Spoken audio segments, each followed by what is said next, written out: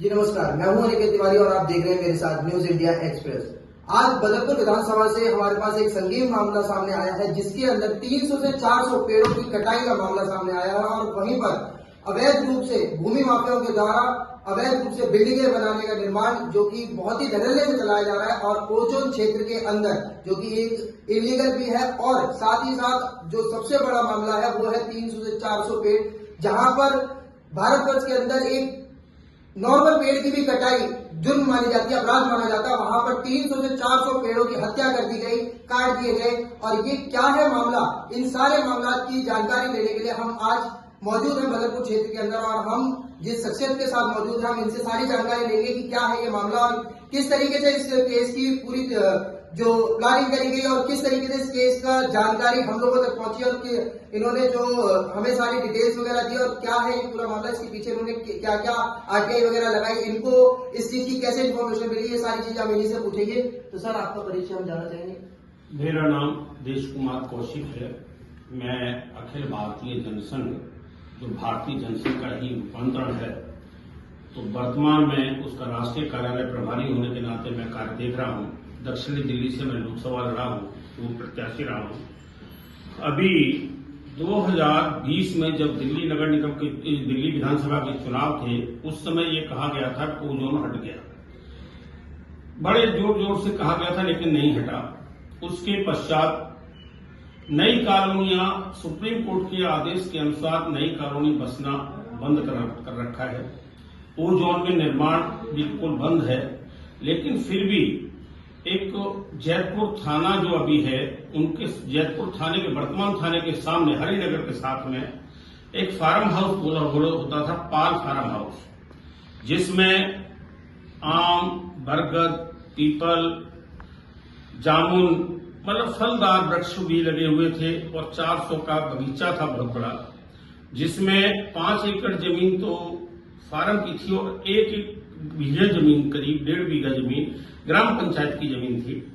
तो उस पर मामला चल रहा था, तो भूमि माफियाओं के द्वारा उस पर लगातार कटाई चल रही थी पेड़ों की, जिसमें से 300 के करीब पेड़ काट दिए गए, जिसकी शिकायत मैंने फॉरेस्ट डिपार्टमेंट जो हमारा तुगलकाबाद के अंदर आता है हमारा क्षेत्र, तो तुगलकाबाद शूटिंग रेंज में एड्रेस है, वहां मैंने कंप्लेंट की, अपने दिल्ली मुख्यमंत्री को जो है केजरीवाल जी कार्यालय में की, पर्यावरण मंत्रालय को की, फिर उसके बाद एनजीटी को की। मैंने विभिन्न सभी डिपार्टमेंट है जो हमारे, उनमें इसकी शिकायत भेजी, जिस पर वहां से लीपा पोती की गई।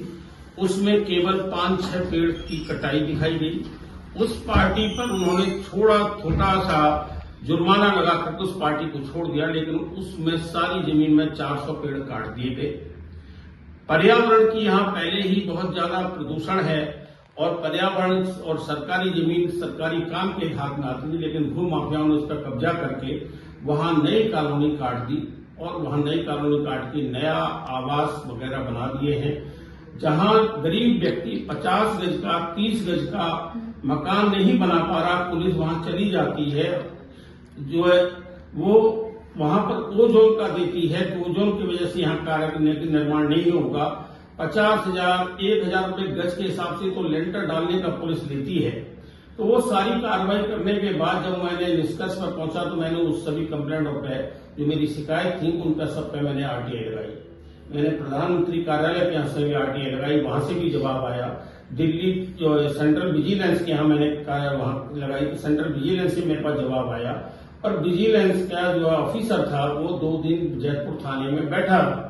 उस समय इन्होंने 2 दिन के लिए काम बंद कर दिया था और झूठी दिखाने के लिए तोड़फोड़ की गई, लेकिन इसमें सभी ऊपर से लेकर नीचे तक सरकारी भ्रष्ट तंत्र शामिल है, जिसमें हम क्या कहें, सरकार के चुने हुए प्रतिनिधि हों या सरकार के सरकारी कर्मचारी हों, सभी नीचे से लेकर ऊपर तक व्यवस्था भ्रष्ट है।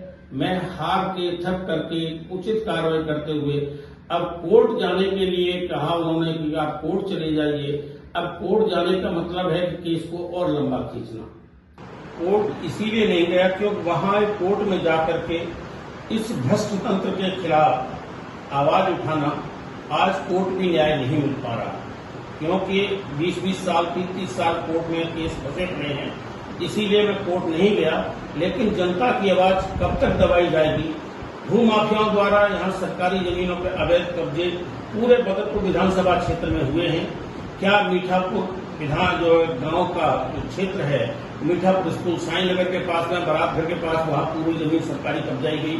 उसके बाद खड्डा कॉलोनी में सरकारी जमीन कब्जाई गई और वहां अवैध निर्माण रूप से चल रहा है। पुलिस भ्रष्ट तंत्र, बीडीए के लोग नाम से, एमसीडी के नाम पर पूरी वसूली चल रही है। इसीलिए मैं तो ये व्यवस्था परिवर्तन के लिए हमारी जो पार्टी है काम कर रही है। हम आज सिद्धांतवादी जनसंघ जो था पहले, जिसमें पंडित दीनदयाल उपाध्याय, श्यामा प्रसाद मुखर्जी, बलराज मधोक थे, आज सिद्धांतों को तिलांजलि देकर के दूसरे दल के लोग आकर के, जो दल बदलू लोग हैं, आज भाजपा में आकर के भ्रष्टाचार का बढ़ावा कर रखा है। गंगा बना रखी है, गंगोत्री के भ्रष्टाचार करो और आ जाओ, पवित्र हो जाओ।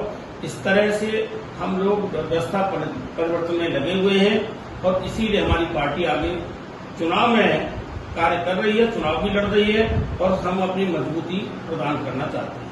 बदरपुर क्षेत्र के अंदर जहां पर एक गरीब जनता एक ईंट लगाने के लिए मोहताज है, एक ईंट लगाती भी है तो वहां पर एमसीडी आकर के दस्तक दे देती है और उनका मकान रोक दिया जाता है। वहीं पर उसी ओजोन के अंदर में बड़े बड़े जितने भी लीडर्स हैं या फिर समाज सेवी हैं या फिर जो पैसे वाले लोग हैं या फिर जो पावर वाले लोग हैं, वो अपना बड़ा बड़ा मकान और बिल्डर वहीं पर आकर के, बाहर से आकर के बिल्डर वहां पर बड़े बड़े 3-3, 4-4, 5-5 फ्लोर के मकान बना डाल रहे हैं और उनके लैंडर के ऊपर किसी भी तरीके की ना तो अगवाई हो रही है, ना ही एमसीडी दस्तक दे रही है। तो इस बारे में भी जानकारी लेते हैं सबसे और पूछताछ करते हैं कि क्यों, क्या है इसका कारण कि गरीबों के लिए तो एमसीडी रोक लगाती है, लेकिन बिल्डर वहां पर अवैध रूप से अपने मकानों को पूरी तरीके से कंप्लीट कर रहे हैं और बना डाल रहे हैं।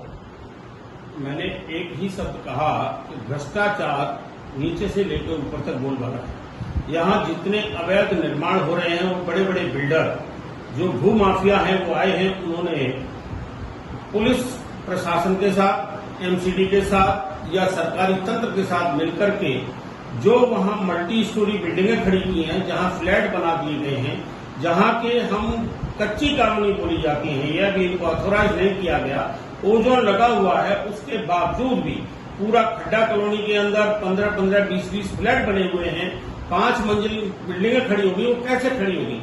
भू माफियाओं के द्वारा, बड़े नेताओं के द्वारा, जो यहाँ के सरमाएदार हैं उनके द्वारा 200 गज का, 400 गज का स्कूल बन जाता है, 500 गज का स्कूल बन जाता है, लेंटर पड़ जाता है, उनके 4-4 मंजिल, 5-5 मंजिल मकान बन जाते हैं। वो कैसे बनते हैं सभी सब लोग जानते हैं। नीचे से लेकर पीछे आपने देखा था, कालिंदी कूच का एसएचओ पकड़ा गया था इस मामले में।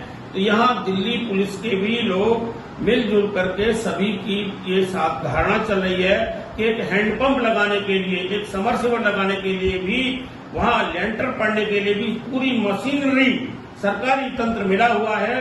जहां लेंटर वाली मशीन जाती है तो वो पूरे बाद में जाती है, पहले सबका हिस्सा बट जाता है, सबको हिस्सा प्राप्त हो जाता है। सर ने हमें बताया और हमें जो जानकारी मिली है कि 300 से 400 पेड़ वहां पर काट दिए गए और उन पेड़ों को काट करके भूमि माफिया वहां पर प्लॉटिंग कर मकान बनवा रहे हैं और बना रहे हैं। बहुत ही जल्द वहां पर एक नई कॉलोनी का निर्माण हो जाएगा और अभी वो प्रक्रिया में है। और जहां पर जैसा कि सर ने बताया और हम जान पा रहे हैं कि बदरपुर क्षेत्र के अंदर ओजोन लगा हुआ और ओजोन के अंदर किसी भी तरीके का निर्माण इलीगल है और जो कि बहुत ही जोरों शोरों से वहां पर किया जा रहा है। इसी तरीके की आगे अपडेट के लिए न्यूज इंडिया एक्सप्रेस के साथ बने रहे। मैं निकेत तिवारी आपसे विदा लेता हूं। धन्यवाद।